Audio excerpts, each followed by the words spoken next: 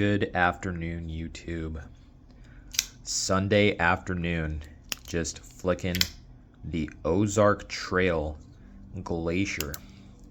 Crossbar lock, Walmart exclusive, and it is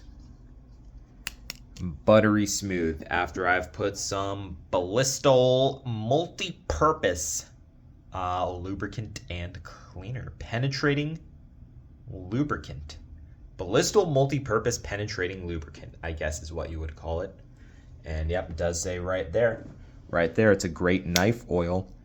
And this bearing, it was already incredibly smooth. And now it's just like buttered glass.